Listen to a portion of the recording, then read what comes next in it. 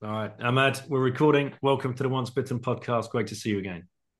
Thank you, Princey. Thank you, Lauren. My pleasure. Okay, Lauren, hit him with it. What's the first question? Why did you become a doctor? It's a good question. My dad was a doctor. He was my role model growing up, just seeing the faces of the people he was helping, and that motivated me. I wanted to be a doctor. I wanted to help people like he did, and that was my driver from as far as I can remember. See, he became the right kind of doctor. Yeah. His brother Saif is the wrong kind of doctor. Oh.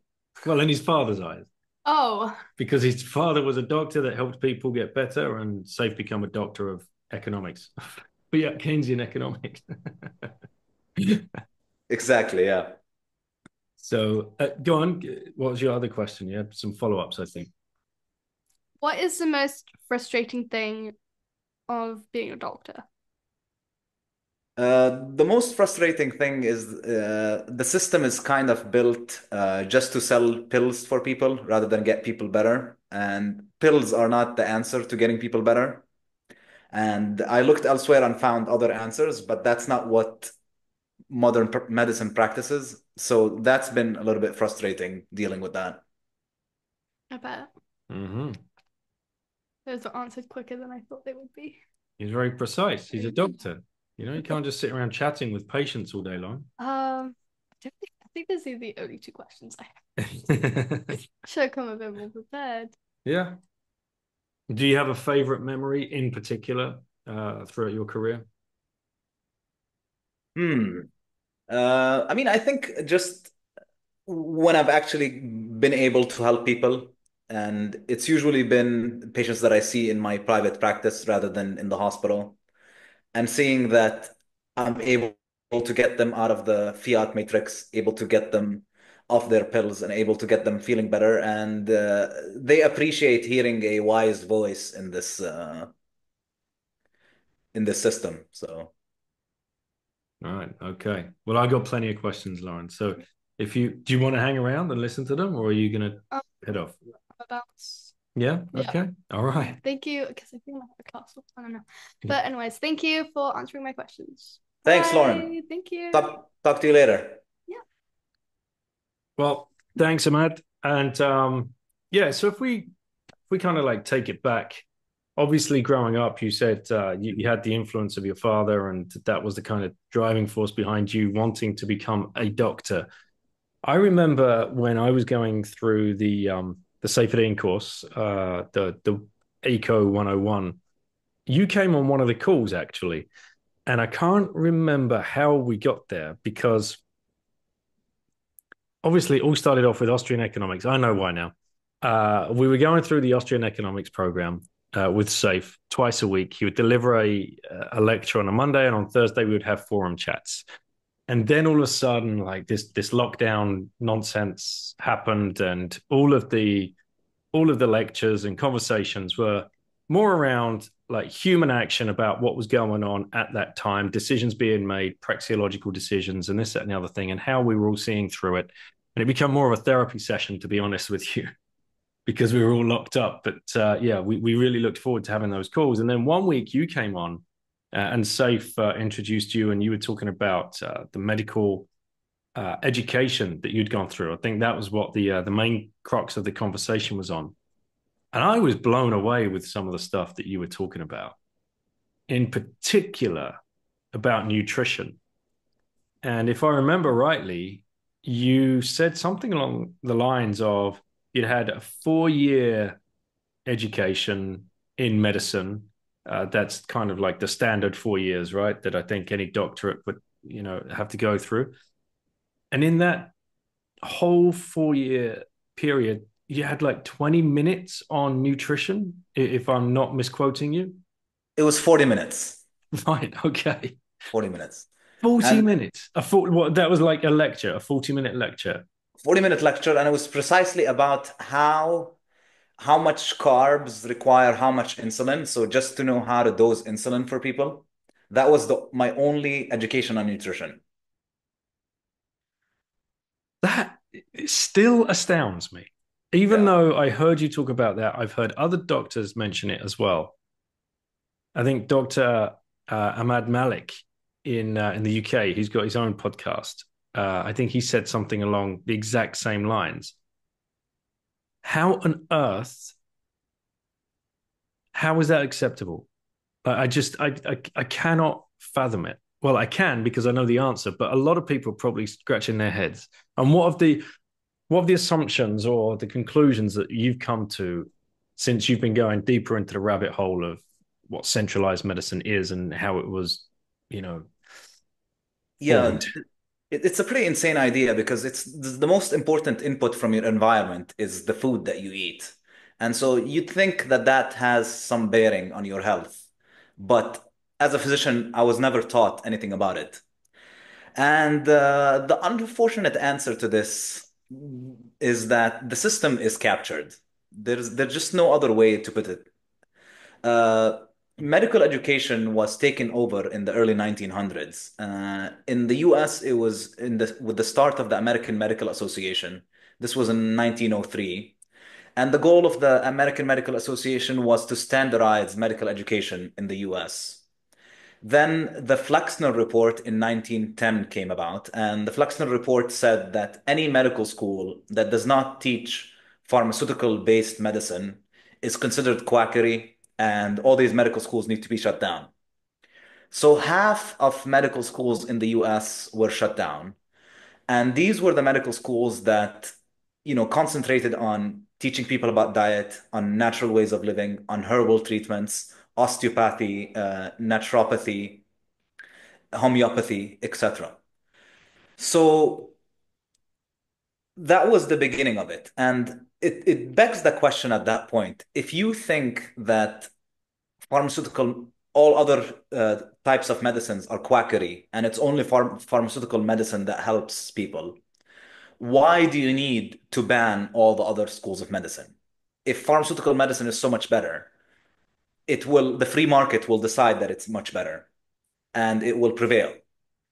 But that was the beginning of the system. That was the beginning of the Fiat system. And unfortunately, it all happened around the creation of the Federal Reserve. And this was when all this mess started. Yeah, and there's a few other little golden nuggets in there as well because the Flexner Report coming out in 1903. We also had formation of the General Education Board in 1902, towards the back end of '02 and the front end of '03. So you've got the formation of the General Education Board. You have then you have the formation of the American Medical Association, both heavily swayed, I believe, by Rockefeller, the Rockefeller Mhm. Foundation. If it was even called the Rockefeller Foundation back then, I don't think it was. I know for a fact John D. Rockefeller funded the General Education Board with $1 million of his own money at the time. American Medical Association, that came a little bit later, 1910, as you said, I think. Um, and Flexner himself, I believe, was heavily funded by Rockefeller as well. So you have these interests. And then, of course, we have the meeting at Jekyll Island in 1910, heavily influenced by Rockefeller and JP Morgan. In fact, for those that are unaware, Rockefeller, his son was married to Nelson Aldrich's daughter. Nelson Aldrich was the guy that held the meeting at the mansion in Jekyll Island. And then you have fast forward 3 years to Christmas week of 1913, the Federal Reserve Act is pushed through Congress. Three huge, I mean, what a decade for those that want to grab power. Education system, medical system, and the monetary system. Same characters. Same people. And as Murray Rothbard says, this was the point when government went from the role of government is just the protection of people's property. The role of government expanded into ensuring that everyone has a good life, basically, ensuring the well-being of everyone. And that was the published goal. The actual goal was just to monopolize all these industries and have it under certain groups' control.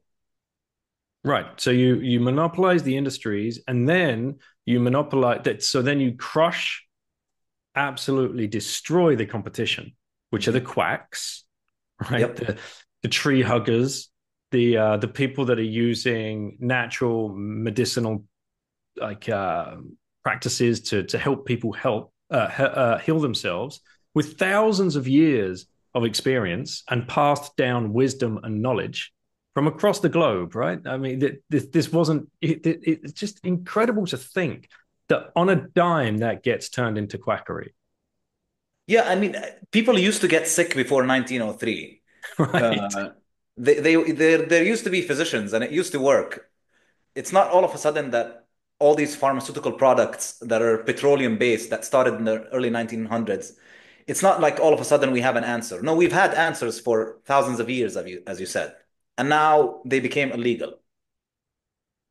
So and here's the playbook, right? So now you control those systems and the education system, and this is why you only get 40 minutes worth of nutritional education, because you get to write the curriculum as well as you've preordained yourself to certificate people as well. So the only way you're going to get a certificate to practice the medicine in which we want you to practice, which, like you said to Lauren, is to give out dispense pills, basically.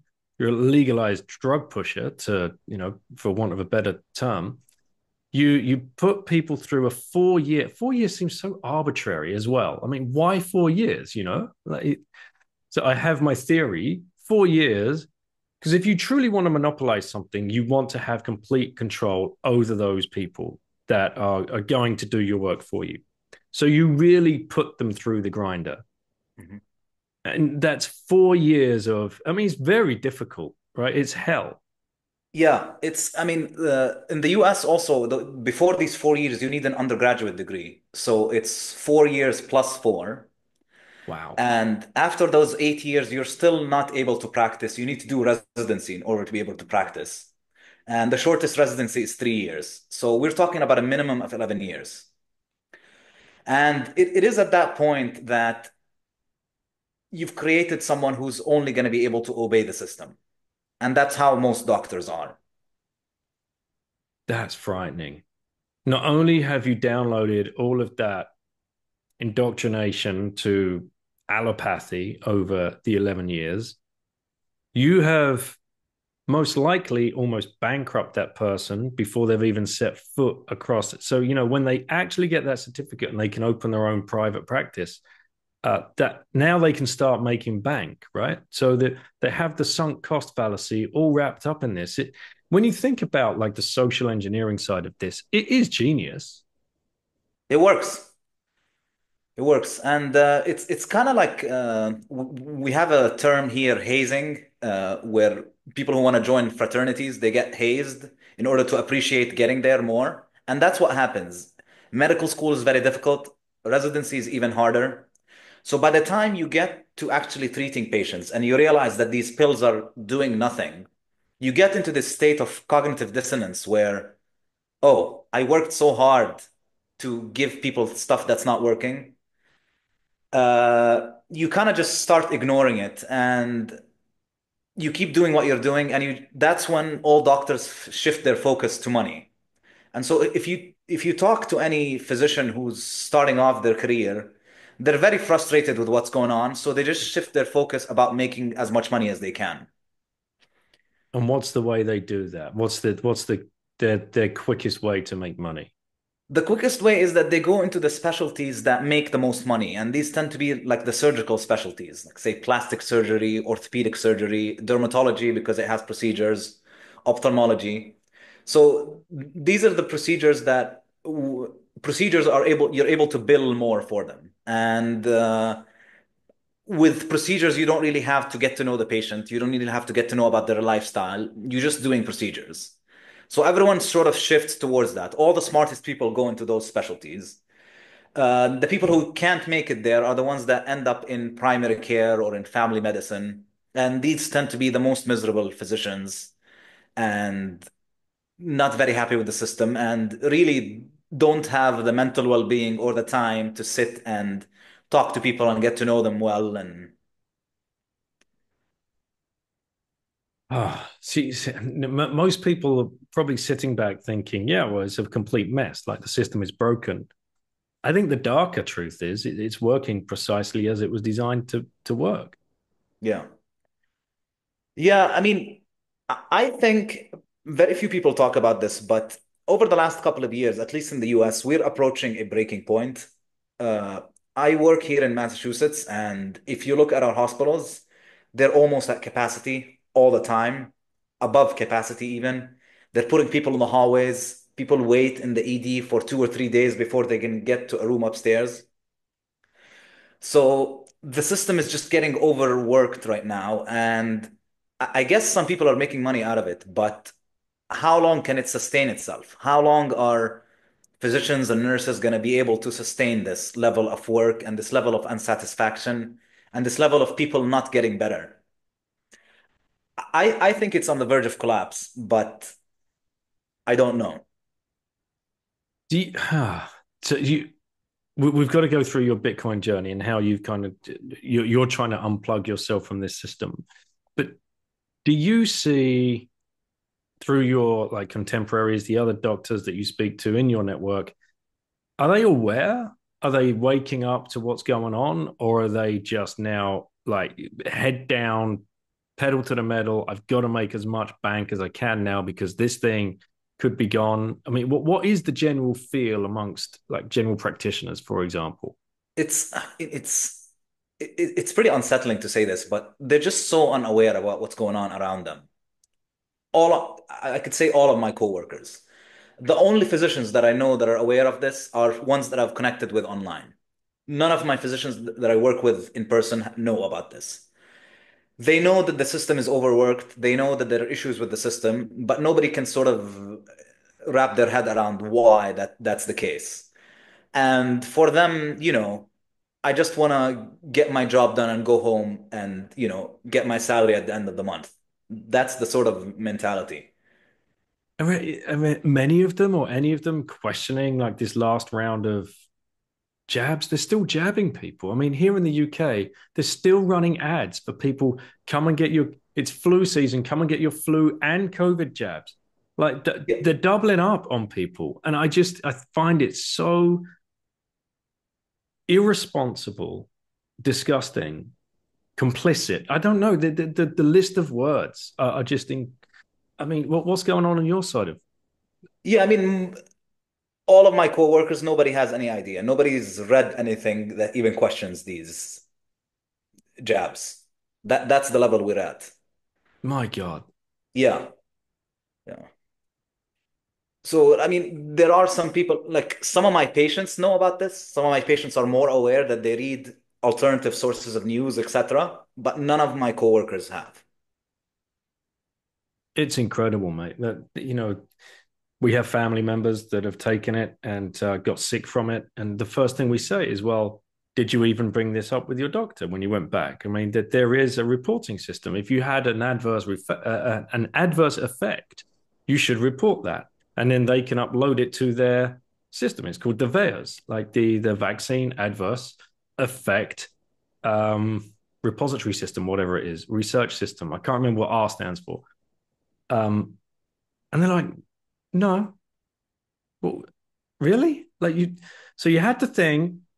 A few weeks later, like you're seriously ill with something else, and that isn't working, and now you're on tablets for that, and like not even the doctors connecting the dots. Like, what is going on?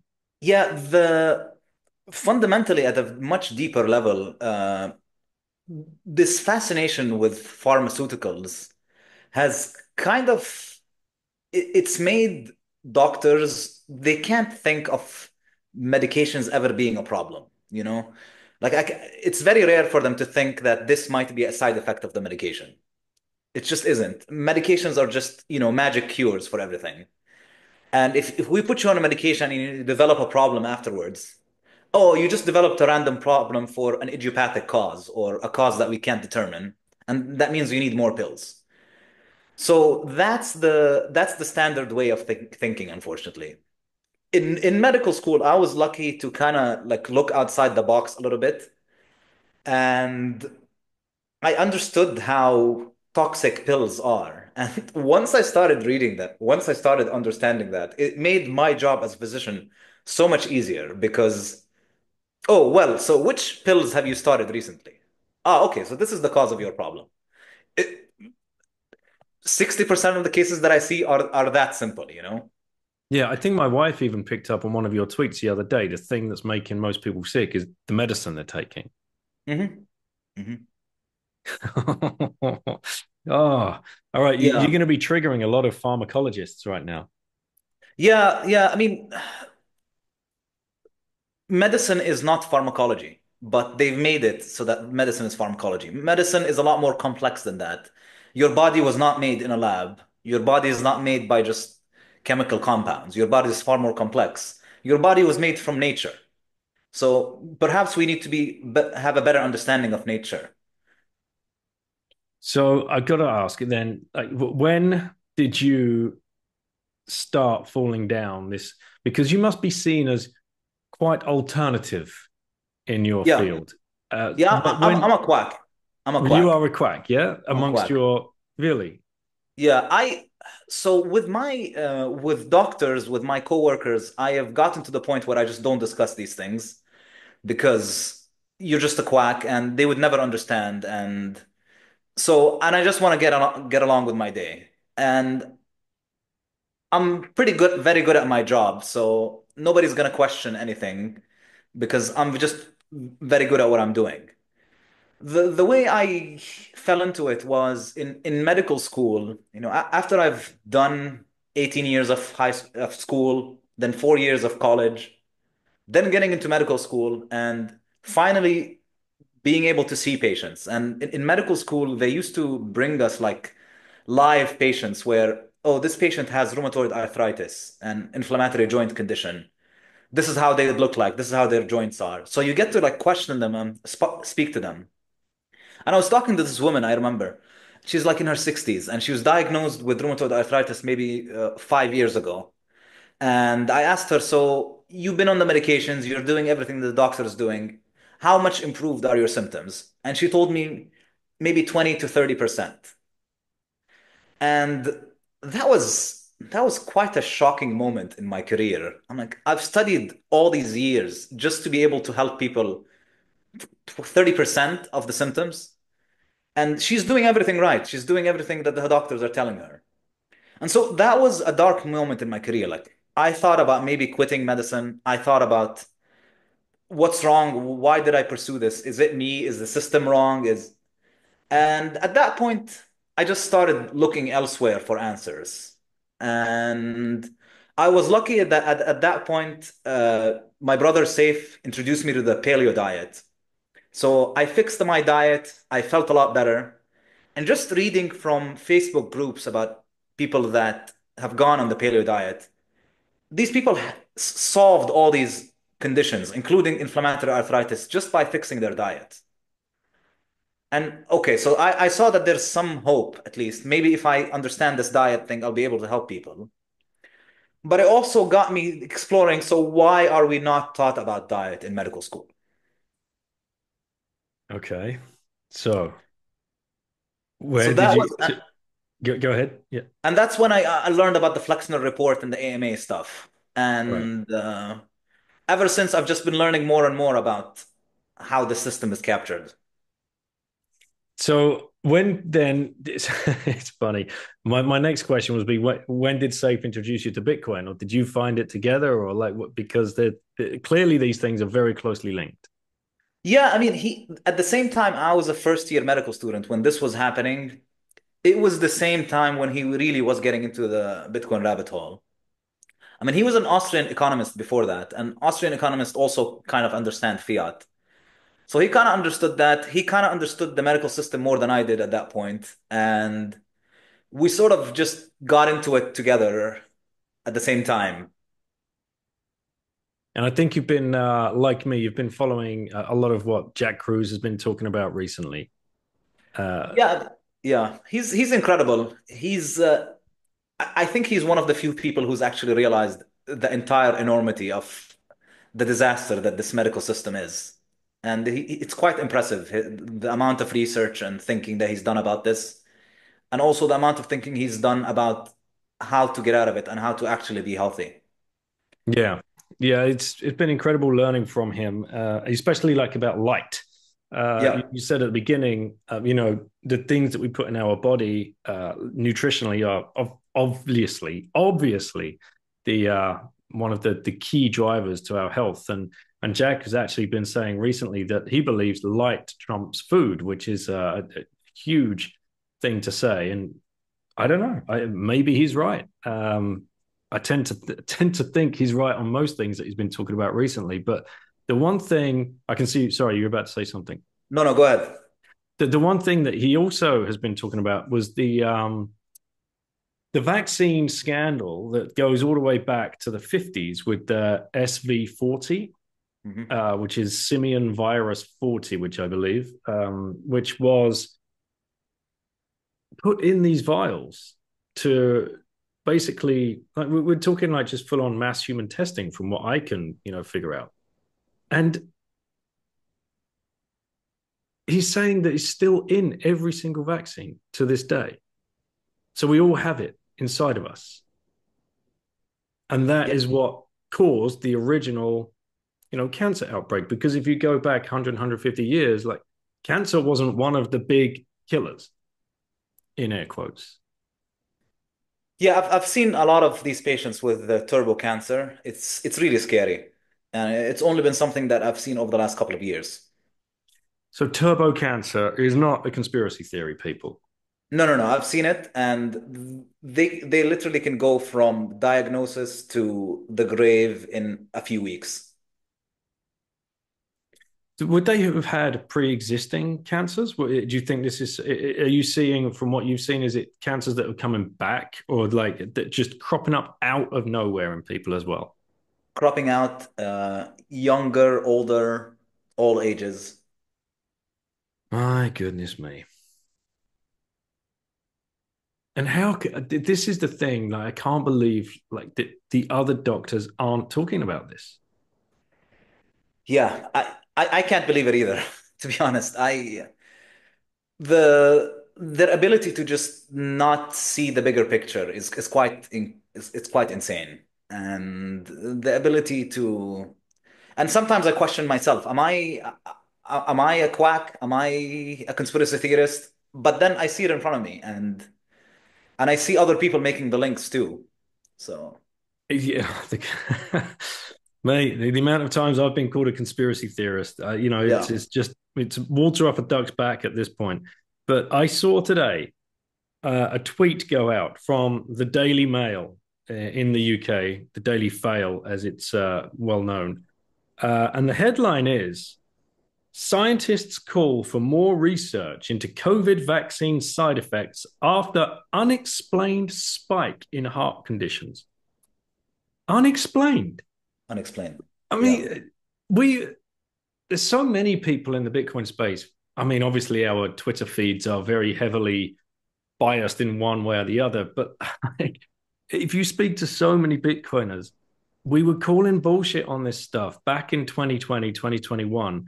And then every week, every week, it was almost daily, there was an athlete falling over on the field of play, whether it was basketball, baseball, football, soccer, anything, name a sport, an athlete in their prime was going down on the field of play, and people were having to come on and stretcher them off. And if it wasn't happening on the field of play, it was happening in the stadiums, especially here in the UK. And nobody was asking questions. I mean, because they were having a heart attack on the field. Oh, well, yeah, no, they've probably just overworked themselves in training. What are you talking about? Like, do you Yeah, I think mean, perhaps they had just been vaccinated? Oh, no, no, no. You could never say that. You're a conspiracy theorist. And now they're coming out with headlines like this in the Daily Mail. It's just insanity, mate, that people are just so willfully blind to it. and I mean, people listen to propaganda. You can propagandize people, you know? Purely speechless. But Yeah. okay, so about, I would say, 4 to 5 months ago, something must have clicked inside of you, because all of a sudden you come to Twitter and you're doing your little video pieces Yeah. and putting out information. And well done, Thank you. very, very well done. You should be proud of yourself for doing that. How long had you been holding back before you decided to start doing that? Yeah, I mean, I had a tricky situation because I was tied to my hospital because I needed them for visa sponsorship. And that finally happened. And now I am free to work for whoever I want. And I mean, my dream was always to just open my own clinic. But given the nature of the world right now, this is something I learned from your book, actually. The internet is just far more, it opens a lot more doors for you. And so I decided I'm just want to do this online. And I've been going at it, and this is the happiest I've ever been in my life because I'm seeing my own patients, I'm practicing the way I want, I'm researching the things that I want, and I'm posting content that I enjoy talking about. And so it's been incredible. All right. So, how did you craft it? Because hopefully, there's people listening to this that might be in the same profession that is thinking, "I would love to get out of this and practice more consciously." What did you do? What were the steps you had to put in place? Obviously, you had to wait for the visa. That's obviously specific to you. But there's a lot of procrastination and a lot of kind of questions you need to answer in your own mind first. Yeah, I mean, if you the way the internet works, if you give value to people, they'd want to learn more from you. And so they're going to follow you. And if they have questions, they're going to reach out to you. So the key is giving value to people online. And then, I mean, it's not that difficult now with tools to build tools online to interface with patients, with clients, to sign contracts, to arrange for Zoom meetings, etc. It's not that difficult. And it's the future. It's we're trying to build a decentralized system, and you can be decentralized on your own. So, how does it work? If somebody wants to like book a consultation, They can go to my website, they'll have a link to my availability, and they just send me a request and what they want to see me for, and I'll be happy to talk to them.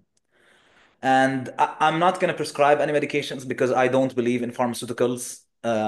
I believe the answer is always in lifestyle. So I'm going to point out the things in your lifestyle that are most uh, the lowest hanging fruit. And I mean, it's pretty incredible the people that are talking to me. There's still a lot of people with so much confusion from what their doctors tell them, what they hear online. There's a lot of people that consult me because they want advice on how to go vegan because they heard vegan is the healthiest. So just breaking all this misconceptions, that's for people that's very powerful, and that's what I've been doing. A lot of people are put on medications that they don't really believe in, so they want an alternative opinion. And I just tell them, well, this medication can cause you this, and you don't really need it because of this reason. And I was going to ask you, what's the most common drug that you've managed to get people to, think deeper about? yeah, I mean, so in my opinion, the gateway drug for pharma is our statins or cholesterol medications. Hmm. So this was an ingenious marketing plot because it's the first drug in history that's prescribed not based on any symptoms or any manifestations that you have or any conditions. It's just based on a lab test. So you do a random blood test and your cholesterol level is elevated, and the doctor tells you that you should go on the statin. The issue with statins is that they were created from a fungal toxin. Actually, fungus makes them. And it was noted that in the rats that we give this fungal toxin to, it affects their liver metabolism. And we found that it affects the liver's metabolism of cholesterol. So it does reduce cholesterol levels, but it comes with an entire host of side effects because this pathway in the cell it's called the melovinate pathway.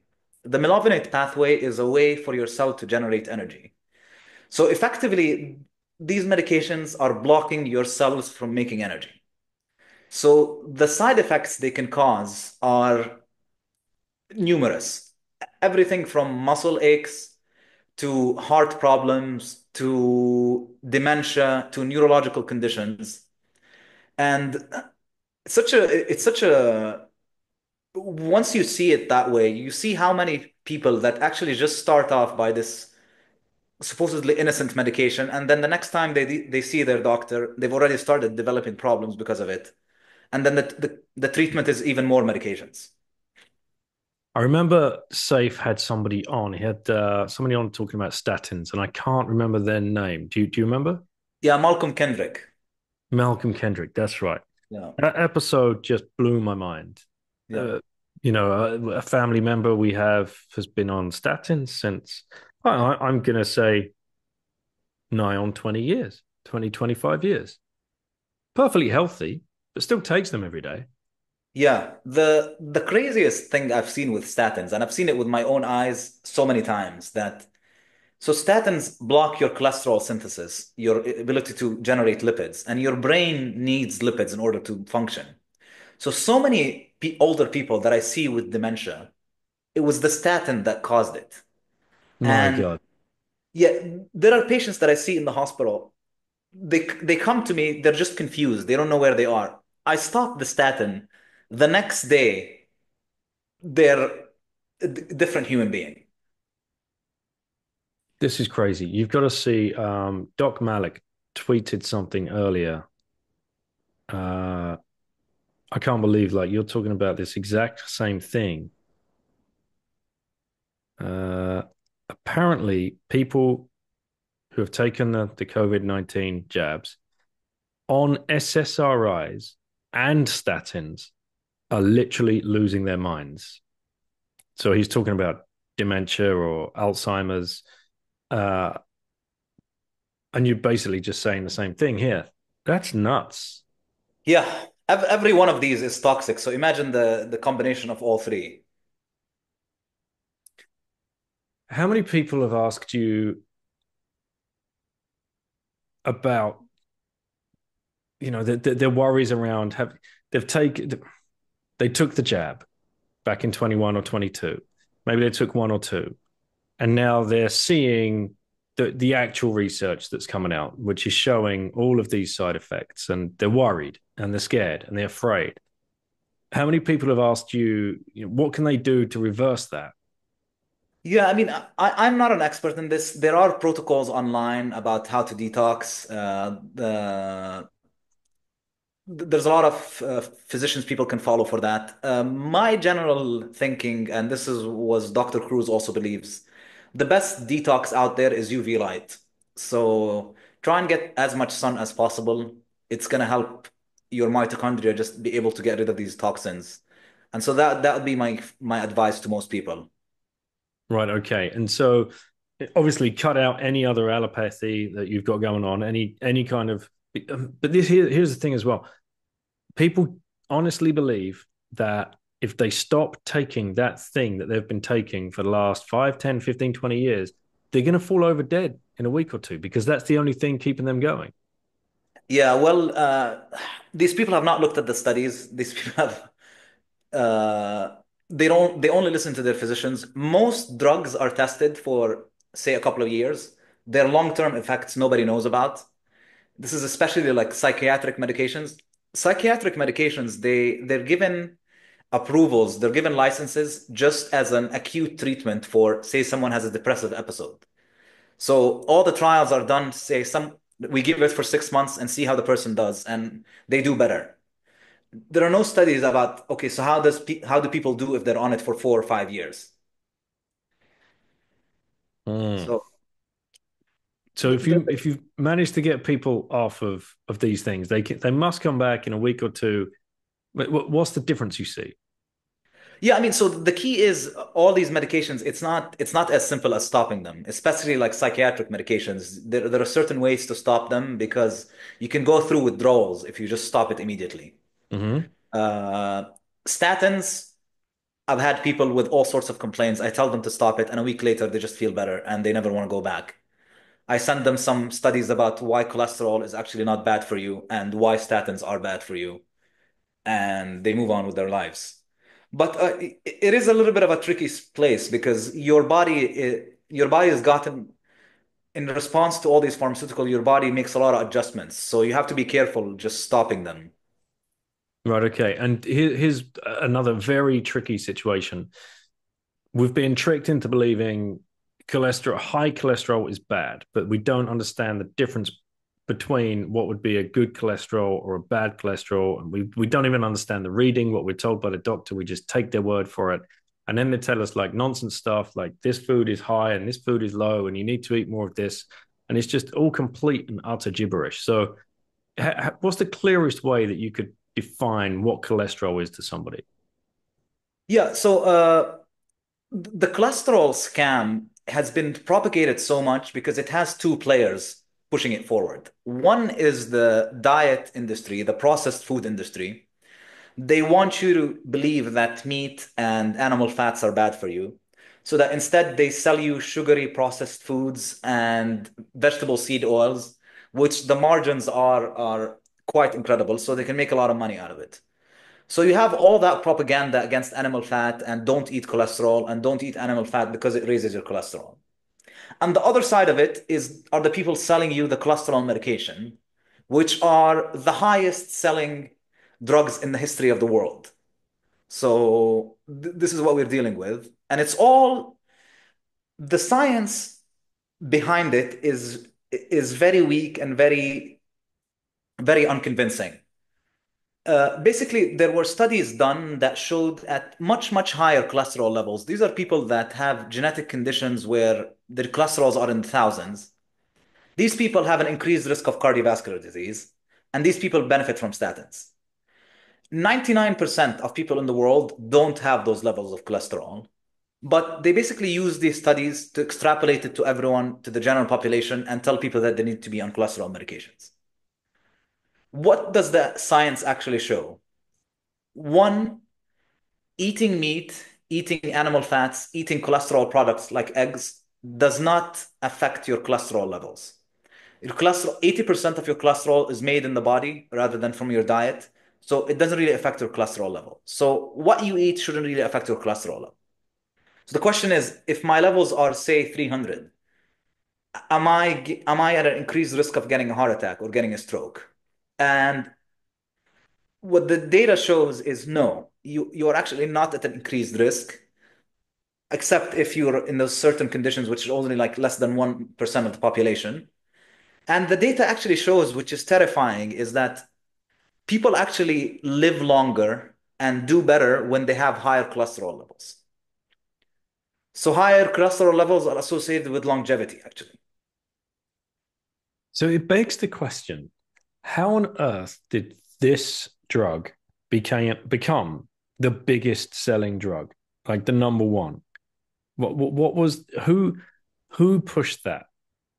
So there was in the 1950s that a big scare about all these heart attacks that people were getting. And so they used that as a fear campaign to tell people don't eat fat, eat processed seed oils.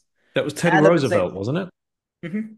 Right? He had a heart attack, and that was Heart what they attack, heart used. attack. Yeah. And at that point, people had no understanding of how heart attacks work. And they blamed it on, there were people who starting to actually investigate whether it's actually sugar causing this. Hmm. But none of the funding went into those people. Instead, the people who were funding the anti-fat research got all the benefit. And then the pharmaceutical medication companies took over and told you, oh, now we have a pill for it. Is that when they formed the American Heart Association as well? Around I that don't know the time? dates, but yeah, the American Heart Association basically lives off statins. So Oh my God. It's yeah, amazing. So right, so Teddy Roosevelt, he has a heart attack. That the nation is up in arms. Our president, oh my goodness, and the usual story. The grifters see the door opening for a way to socially engineer everybody into believing that they found a cure, and that cure is don't eat the red meat. They probably looked at his diet, which I'm sure was lots of steak and lobster and fine wine. Why wouldn't it be? Because that's what the parasitic class like to feed themselves with. yeah. And then they use that as the excuse, like, okay, well, that's obviously what gave him a heart attack, so you guys shouldn't be eating that, which opens the floodgates, like you said before, of the seed oils. You were just about to go into into that little, yeah, why don't you riff on the seed oils? Yeah, how it started was this. It was called the Seven Country Study by this guy called Ansel Keys. Ansel Keys is like the medicine's equivalent of Maynard Keynes, so same level of trustworthiness. He designed this study called the Seven Country Study, where he looked at saturated fat intake and risk of heart disease, and saw that the higher the saturated fat intake, the higher the risk of heart disease. Little did we know that, after this study went popular and was on the cover of Time magazine, and all the media attention for don't eat meat went out. He came later and, spoke to everyone that, yeah, I excluded some countries that did not fit the model. And yeah, actually, before he died, he said that I don't believe that animal fat causes heart disease. He said that. Yeah. At that same time, there were actual researchers who were investigating the effect of, sugar, insulin resistance on the incidence of heart disease. And their research just never got any funding and it never went anywhere. So it's engineered again Yeah. Yeah. for And profit. for profit. Yeah. Seed oils, seed oils are, I mean, I guess most of your listeners probably know how seed oils are toxic. The exact mechanism is, if you think about it, so seeds seeds don't want to be eaten. Seeds want to use the nutrients that's there to propagate their progeny. So they're gonna put the seeds in the matrix that's difficult to break down, uh, to keep it viable for next generations rather than for you to eat. These compounds, the only way you can break them apart and get the oils that are in the seed out is you have to heat them very high. Once you heat them at very high temperatures, all those fatty acids that are there starts to oxidize. And this compound, the eventual compound is rancid. In order to get it to the point where people can actually consume it without getting sick, you have to deodorize it and put a lot of chemicals to try and treat it. And the issue with these is that the fatty acids are what we call reactive. And it means that these fatty acids are not stable at room temperature. And so when you eat them, they start to replace the fatty acids that are in cell membranes. Because that's what food does, is you eat fat so that your cells regenerate. But now you're making cells that have a defective cell membrane. And the issue with cell membranes is you need proper cell membranes to maintain like membrane integrity and communication in the entire cell. So when that is defective, the harm you can get out of that are just, numerous, and you can get them in all sorts of systems, all sorts of organs. It's shocking to me that here we are in 2025 and I still go into a restaurant. In fact, I almost rarely go into a restaurant now purely because of this problem, because everyone is using rapeseed oil. Yep. Especially here in Northern Europe, that seems to be like the main one. We can grow rapeseed everywhere, it seems, because it's in all the fields. Like everywhere you go, it's yellow, and people think it looks pretty and all this kind of stuff. There's more rapeseed than there is sunflower, but it's in all the food for sure. And you go in a restaurant and they sit you down. They're like, "All right, okay, nice to meet you." Blah blah blah. Any allergies here today? And forever, me and my wife will be going, "No, we're all good. No allergies, thank you." Most people have got something going on, but we're all good. And we'll just say, "Well, no allergies, but we have a preference." Okay, yeah, sure. What would that be? We don't want any rapeseed in our food. And then it's, oh, let me check with chef. And you can just imagine the conversation that's going on out the back. But where we are currently, this area is very well known for its fields and fields of rape. And people just have to think for a second. It's like, okay, well, I see the field. What's the crop for? Most people think it's for animal feed, in air quotes. You're like, what animal do you see grazing in that field? Firstly. That is not a natural plant for an animal to be eating. So whatever animal has the misfortune of eating that further down the line is not good for them. And when you end up eating that animal, it's not going to be good for you. But so where does the seed come from? Well, it comes from the little flowers. They are tiny, these things, tiny. I mean, a little bit smaller from what I've seen, a little bit smaller than like a peppercorn. Yep. How many millions and millions of tons of this shit do we need to put through that process that you've just been talking about? But then they bottle it all up and it looks nice and you've seen it growing in the field and it's like it gets Yeah. marketed here as farm to fork food because Oh it's my come God. within a 25-mile radius. It's good for the environment and it's high in this and omega fatty acids and blah, blah, blah. The bullshit. But the thing is, mate, the farmers don't even know. When you talk to the farmers about it, they don't know. The chefs don't know. I'm telling chefs, you're literally pouring engine oil because that's all it's good for onto our food. And not only that, you're frying in it. Like all the fish and chips, right? Britain is known for its fish and chips. It's disgusting. Why? Because they're using vats and vats of sunflower oil. You see it get delivered, Yeah. huge vats of sunflower oil, and it's just sitting around in the back. You're like, my God, I can never eat that. Yeah, the entire I mean, a lot of people who tell you I've gone healthy is I stopped eating fatty foods. The fatty foods that you need to avoid is these fried foods that are fried in industrial waste seed oils. It's not the fatty meat or butter or ghee or natural fats. Yeah, which makes the food actually tasty. Yeah. All right, so for anybody that wasn't up to speed on seed oils, I hope that's certainly helped. You mentioned earlier, when people are coming to you and they might be worried about, the spike proteins, whatever, and you said UV light is the best thing for that. Obviously, a lot of people they don't live in a sunny country or on the equator. What's the best way for them to expose themselves to UV light? What can they do? Can they get self-sovereign with UV light? So I mean, you need to maximize the amount of sun that you get. Spend as much time outdoors as possible. Even if it's cold, even if your eyes exposed to the sun is good enough. Uh, the trick I tell everyone is you want to try and get 10 minutes of morning sunshine as early as possible every day. That's Mm-hmm. just no other way around it. You go out, you look at the sun as early as possible.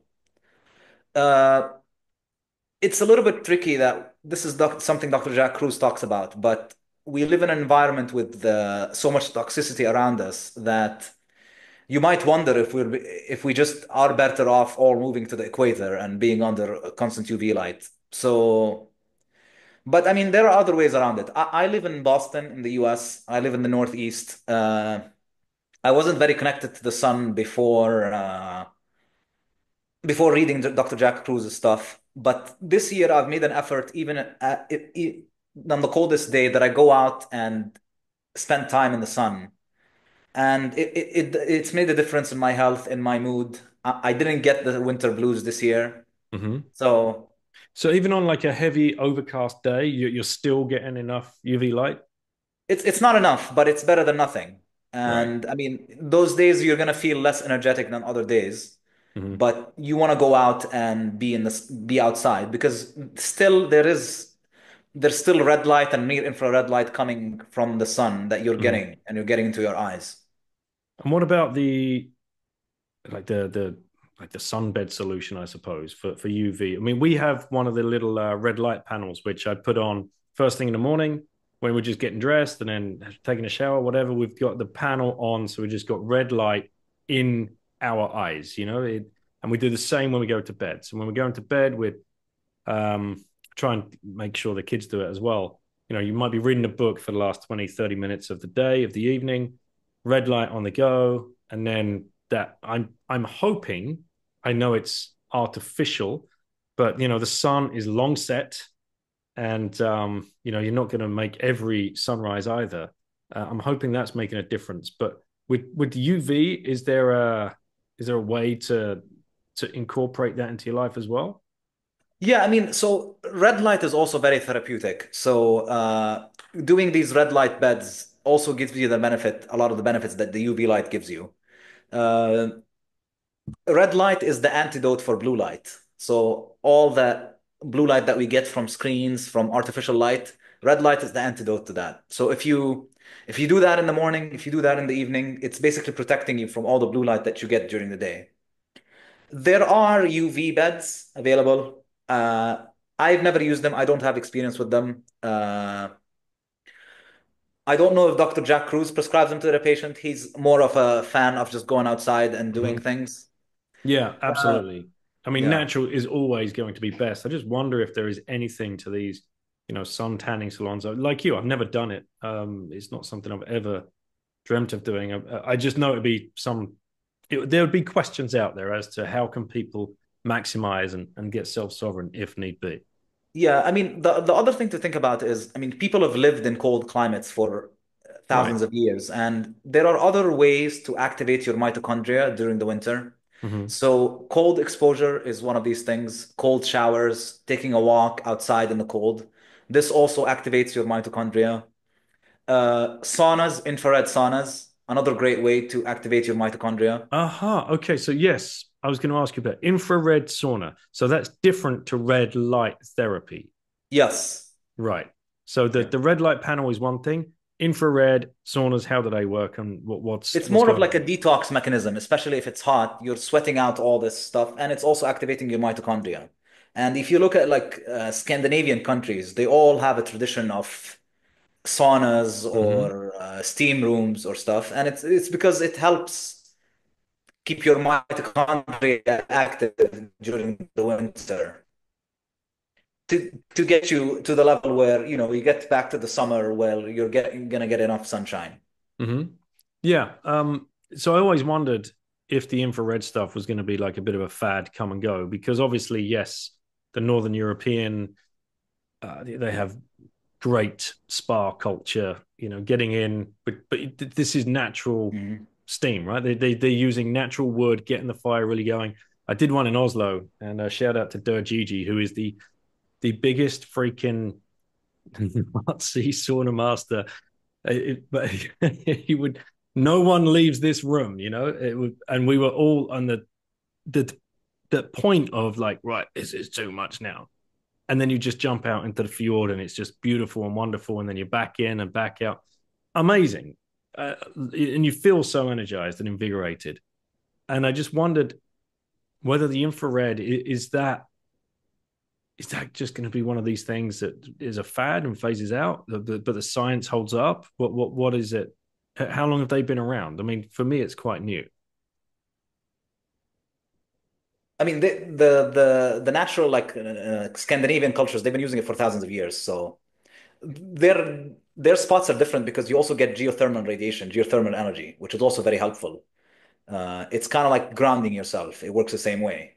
So how much is a sauna in a gym? How similar is that to it? I honestly don't know, Mm-hmm. but it does make me feel better, so I do it. Yep. And you just mentioned the other conspiracy theory out there, grounding. Yes, yes. I mean, so the way to think about this, the way to think about light in general is we eat food because it's broken down into electrons. So your mitochondria, which are the powerhouses of the cells, they don't receive carbohydrates, they don't receive glucose, they don't receive protein, they receive electrons. That's what they run on. But there are other sources of electrons in life other than just food. So, light energy, red light, or the sunlight, that's electrons. And so, your mitochondria can directly use sunlight to generate energy. So, if you get a lot of sun, you don't need to eat as much. And to a certain extent, your mitochondria are expecting to make some energy from the sun rather than just from food. So, that's going to make you healthy. Another way you can get electrons is you're connected to the Earth because the Earth is net negative. When you're connected to it, you get a lot of electrons from the Earth, and that helps neutralize all the free radicals that are in your body. And so, a good way of doing that is taking a walk on the beach, putting your feet on the grass. Of course, you want to be barefoot. Yeah. Okay. So it doesn't count if you got a pair of socks on. Probably not, no. And it depends on the Right. material, of course, but Yeah. So, and what happens when you do touch grass? I mean, is it an instant kind of flush of all the positive ions that have, and the free radicals that have built up in your body? Does it happen instantly or? no, it takes time. I mean, the longer you're there, the better. I mean, if we live in a perfect world, you'd want to be grounded all the time. That's how Mm, our ancestors were. Uh, but I mean, right now, if you go and spend, 10 minutes barefoot on the grass, that's good. mhm. You want to aim for that amount of time at least. Right. Okay. It's no wonder that human beings are attracted to the beach. Exactly. Yes. It's sun, it's grounding, and also you're getting energy from all the salts in the water when you go in. And especially, I guess, on a stony beach, a pebbly beach, you're getting all of the different energies from the different minerals and that are on that shore. Yeah. It's I've quite heard incredible. It's quite incredible. It's just so we have basic. just so basic. We have deviated from nature. That's why we are sick. That's just the simplest way to look at it. So we all need to go. We need a citadel. Well, it's El Salvador, isn't it? Basically, Yeah. I mean, come on, it's all there. They have the beach. They Yeah. have the equator. They have the.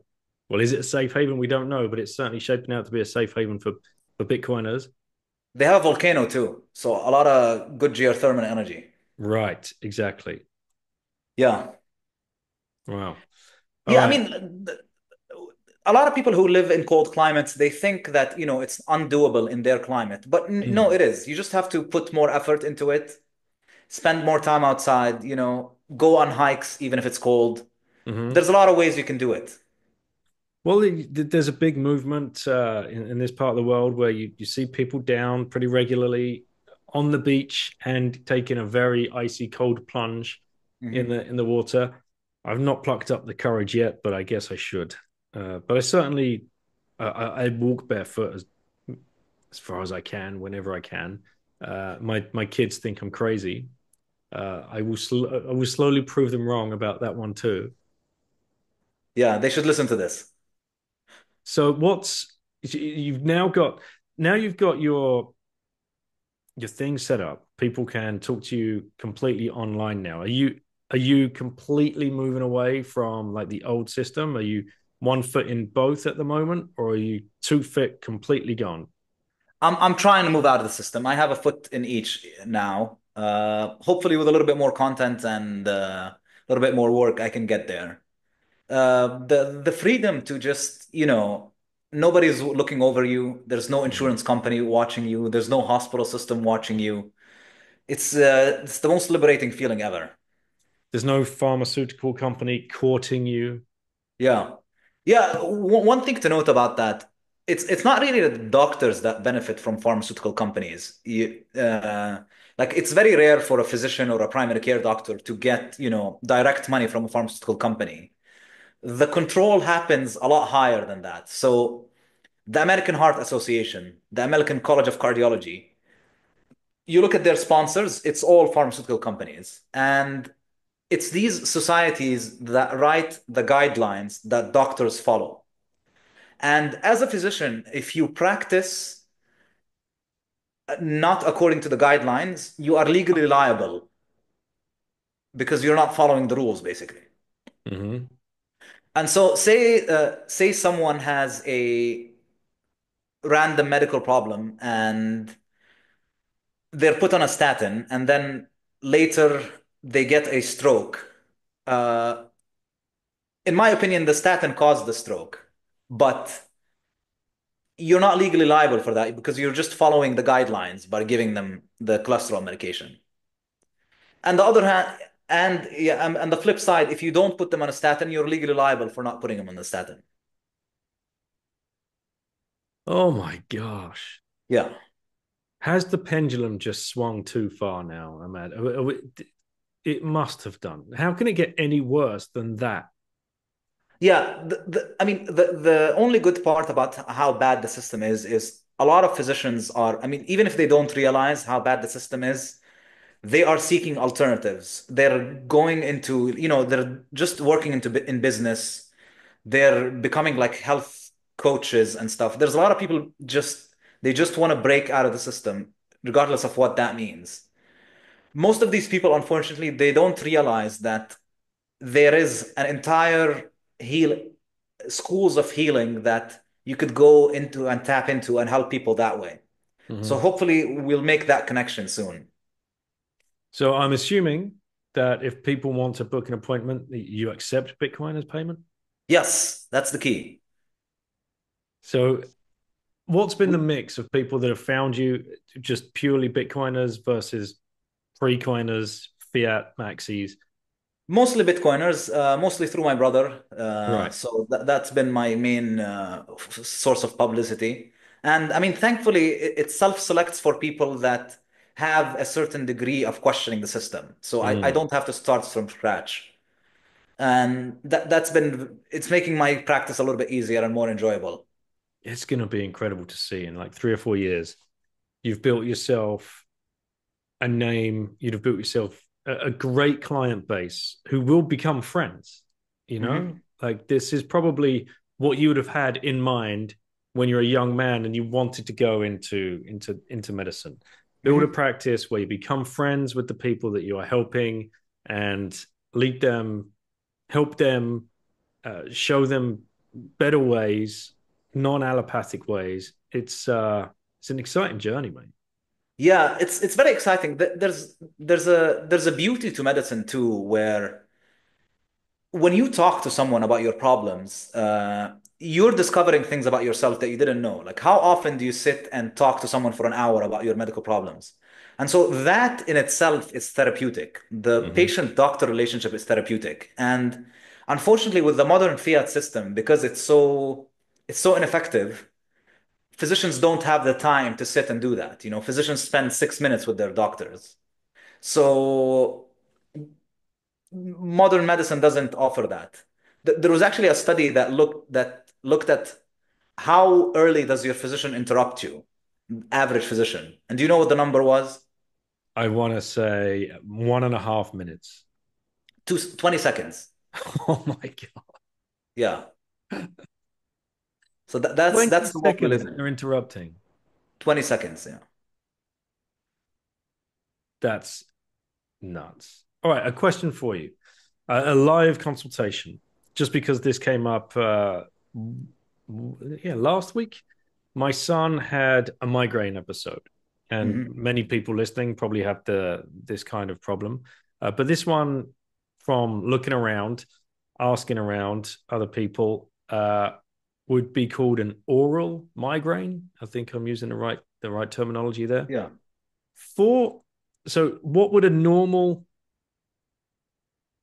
session with a GP straight down the middle, straight down the line, 45 years of age, been in the game for many, many years, what would he advise to a 14-year-old boy who has suffered maybe 3 in 2 years?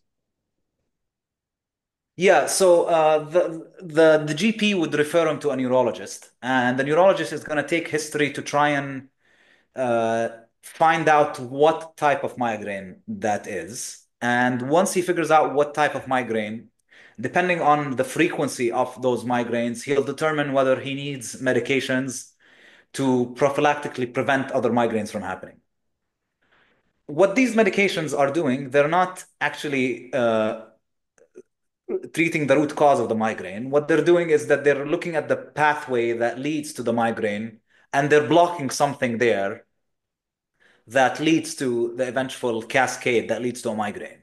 So you're just your car check engine light is on. You're just taking out that lamp basically, but the engine is still broken.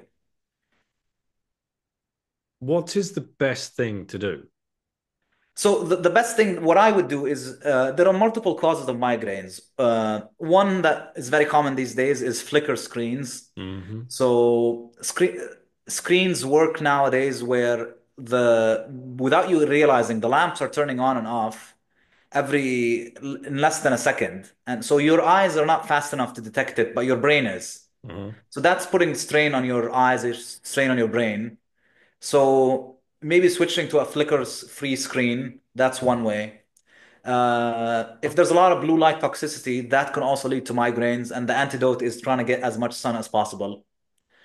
Another cause might be is neck issues. If someone has bad neck postures, the stress in the neck the stress in the muscles can lead to migraines. Another one is dehydration or not enough electrolytes like magnesium. So maybe supplementing with magnesium.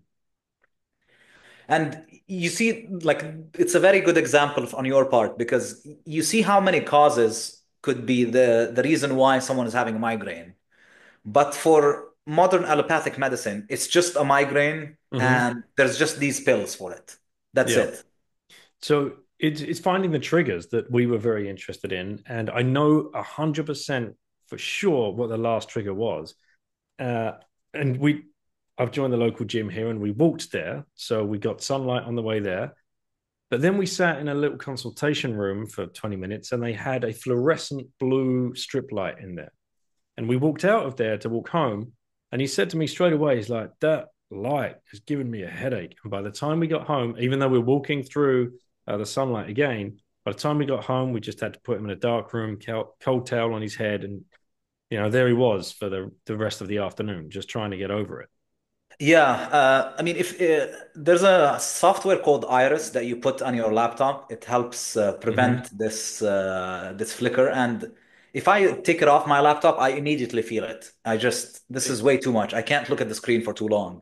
Yeah. So I'm running on my laptop. I've got Flux, and all the kids as well. They're running Flux, which again is a blue light blocker, and on the phones, Twilight for the. Did I just drop out there? Yeah, that's good. I can hear you. Okay. Yeah. So go ahead. Yeah, Flux is very good, but it does not have a flicker prevention. So So Flux is only for at night where it. Can you hear me? yes, go ahead. So you're saying Yeah, Iris is yeah. better, yeah?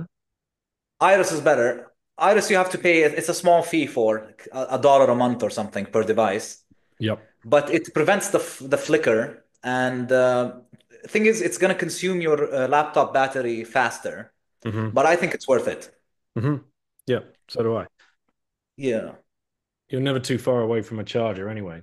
But another thing again, being pushed down all of these rabbit holes, the non-native EMFs, the amount of electromagnetic frequencies these devices are giving out. I've got now a meter, and you just put the meter. The difference between so right now I've got my laptop here. Obviously, I should have my blue blockers on. I've got them here, but I'm running the. There you go. They're on now. Um, if I was to charge my laptop right now, the EMF reading goes sky high on the laptop Mhm. compared to how it is now uncharged. So for anybody listening, don't sit at a charging laptop and certainly not hold a charging phone in your hand. But here's another one that I saw.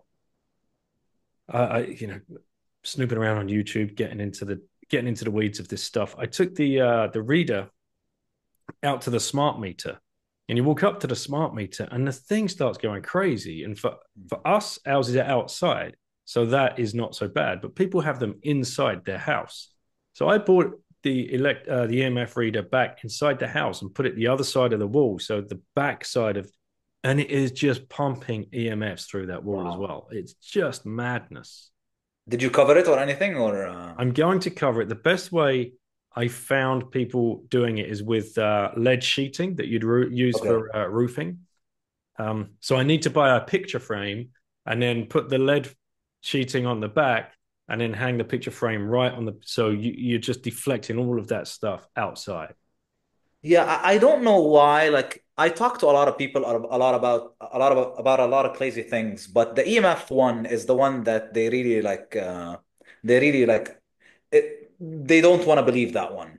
I don't Hmm. know if it's because it's so prevalent around that it's just gonna be very inconvenient. And I guess the research about EMF is not that powerful, unfortunately. compared to see the research about blue light and sunlight. So it's still a work in progress, I think. Just that it just makes a lot of sense to me. You know, intuitively when I've been learning about it, it's like, all right, yeah, well, of course that would do harm to you at a cellular level. Like you, Yeah. of course, you don't want to be sat right next to the Wi-Fi router or a smart TV or. And now, you know, we're going to trigger a lot of listeners and viewers. You know, electric cars, like Yeah. these things are absolutely full of them. Not only are you sitting on an ion lithium battery, but all of the gadgetry in there as well. And I'd be, I imagine there's going to be some very interesting studies, well, or not, because of the way that the grift is going at the moment and where the subsidies are. You can always tell where the grift is with the subsidies. Same with the seed oils, right? The farmers get paid a subsidy to plant the rapeseed, in which poisons us. Like, you know, it's nuts. But the car makers get the subsidies and the EV credits and the carbon credits to make cars that are no better for the environment and actually worse for our health. Yeah, they're more easy to centralize though. I think that's the key.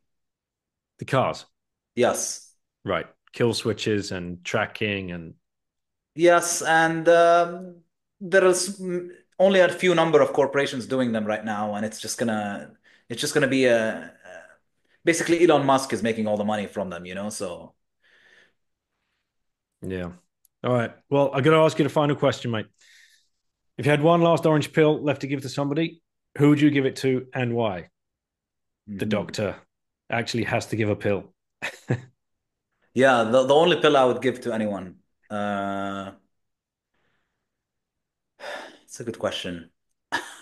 Can I get two? Sure, why not? Yeah, I think maybe my parents. Mm-hmm. Believe it or not, they're not that accepting of the idea that I am breaking the standard norm and going against the mainstream, and so that would make my job a lot easier to have their support. So So yeah, they must be scratching it. They're like, son number two, he's now into it. Like, you know, this is exactly, yeah. crazy. This is the doctor. We had more faith in him, and now All right. Well, perfect answer, mate. Where can people find you? Obviously, you're on Twitter. I don't know if you're on Noster. And what's the website again so people can go and book a yeah, consultation? it's ammousmd.com, and on Twitter I'm at ammousmd, and hopefully soon I'll be on Noster. So Yeah.